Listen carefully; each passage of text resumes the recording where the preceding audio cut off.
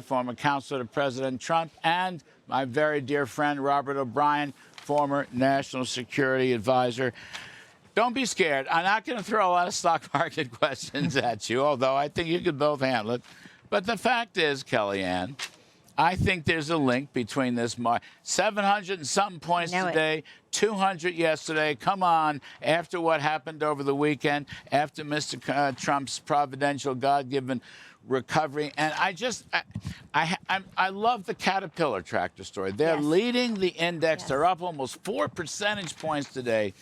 This is a company that would benefit exactly from the Trump platform program of lower taxes and regulations and the small cap stocks as well. And people saw Trump. You can't have the platform. You can't have growthier. That's right. Without Trump. You had Trump last night. Yes. There he is. He's alive, God bless him, and healthy. Yes, yes, sir. Sorry. Why are you sorry? It's your show. We're just enjoying ourselves. Members of the audience with an occasional opinion.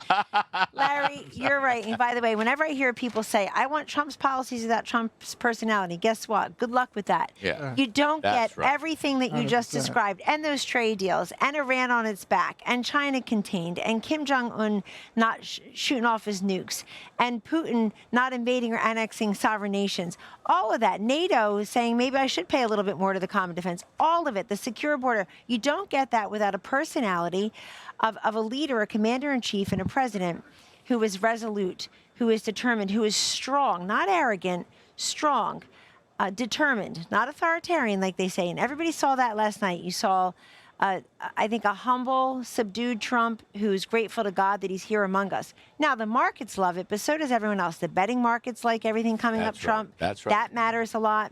For a while last week, Kamala Harris has overtaken Joe Biden before all of this, and now the narrative has changed to Joe Biden. The other thing is, look at who's in the investor class now. It's been this way for decades. It's everyday Americans. When they see Sean O'Brien here last night from the Teamsters, first time ever, for 20 minutes, talked about how this is the party of the worker. Yes. This is Donald Trump's Republican Party. That new platform aligns with the America First agenda, but it's fairer, it's more inclusive, it's more direct. This is a Caterpillar farmers. I love it. Get up at dawn, work all day party. No, that's what Trump's done. He's completely changed the.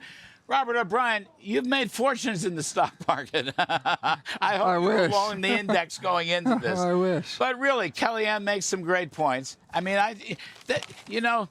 having the Teamster president on last night was very, very interesting. He got great reception. All right, he was fire and brimstone. He talked about working men.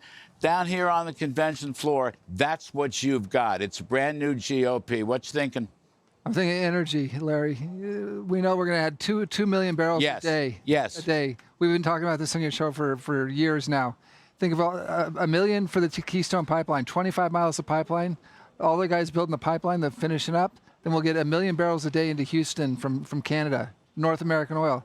We get another 2 million barrels from federal lands and offshore. That incremental oil takes oil down to $40 a barrel. Yes. The Ayatollahs have no money. Putin has no money. Yes. Inflation gets killed because the truckers, the Teamsters. Fertilizer is cheap for the farmers. Just want to say. 100%. The truckers drive your groceries to the grocery store a lot cheaper than they were because they're not paying $100 for gas or like Americans.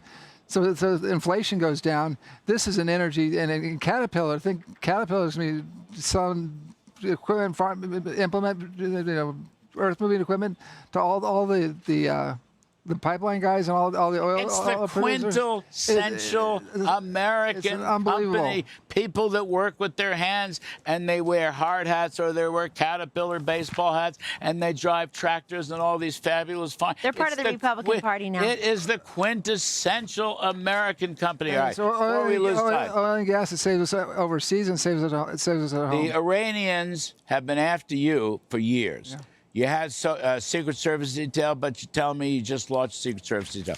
What do you make of this story that broke today? If the intel community, whatever that means these days, They knew about an Iranian assassination plan against Trump for weeks, but didn't say anything, really?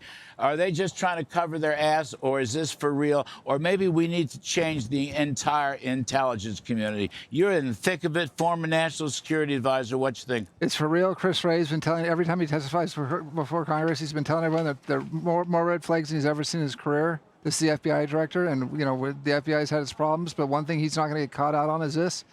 The border's wide open. We've got Hezbollah cells, Arab jihadi cells, Iranian Shia cells. Coming across the border, the open border. All of it. Wide open, an expressway. So look, they pulled my detail. Thank God, I've got a great home state governor and sheriff. When did they pull your detail? About 6 months ago. Wow. First time. And wow. But so we've hired private security. We've got a great home state governor who's going to be state troopers to help out. But like the Trump detail should have been twice as big as it was. President, and this is a story about President Trump. It's not about me. And the fact that he escaped that assassination was a gift from God to this country, to him and his family, of course. This but to this country. This Secret Service woman. So she was on the tape today saying the slope of the roof where the shooter was too steep. It wasn't steep. Should she be fired? Can I say something? Should she be fired? Okay, almost a rhetorical question. Joe Biden never fires anybody. He doesn't fire anybody. What a businessman, hint, hint, knows to fire. But when no one tells you the truth, really? when no one tells you the truth about your poll numbers, about your debate performance, about the state of the world, you don't need to fire anyone. Right. Well, I guess so. You live in ignorant bliss or whatever it's called. Should she be fired? We had a catastrophe in Afghanistan. No one fired. We've had catastrophes in this country. No one fired. This woman's not getting fired. The Bidens don't fire anybody, and she's there to protect Joe Biden. I mean, we love the Secret Service. They protect the president. They'll take a bullet for the president. But their main mission is to stop bullets from going at the president, and she failed. And she said today, I don't know, I saw a little clip this morning, we made some mistakes. Really, Robert O'Brien? Really? We made some mistakes?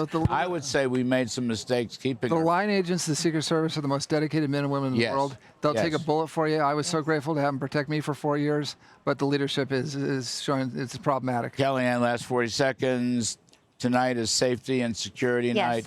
How the hell do we get that when the border's open? And how do we when the Democratic Party, the ruling party, they're against the cops, they're appointing phony judges, they're running lawfare? What's the theme tonight? The theme tonight is the opposite of that. We don't want to defend we want to defend the police, not defund the police. We more generously resource and more deeply respect law enforcement, the guys and gals in blue, Border Patrol. Also, people want safe and strong communities. They feel that crime is out of control. They feel like they don't have everyday affordability, but they also feel insecure about the state of their communities. But it's the opposite of the porous border. We've let in so many millions of people, Larry, that it approximates more folks than the population of about 40 states. I mean, think about that. And now it's number one and number two issue because it's everywhere. So you'll hear a lot of that. But I think there's also just this sense of uncertainty under Joe Biden and Kamala Harris. And here people will feel I can go back to what we had was prosperity, opportunity, safety, and security. National security, economic security, housing security, security from crime, drugs, and gangs locally. I think safety is a big one. Make America safe again. They're going to see Donald Trump, the commander-in-chief, who can do that. We are so unsafe around the world now because of Joe Biden. Safe streets, safe towns, safe homes, safe families, safe businesses is a tax cut. If you're worried about going on the street, first of all, you'll never start a new business on those streets, that's for sure. And second of all, you're going to move your family out, and that is not good for anything. It's like a tax cut. That's the way I see it. I got to get out. You're both fabulous.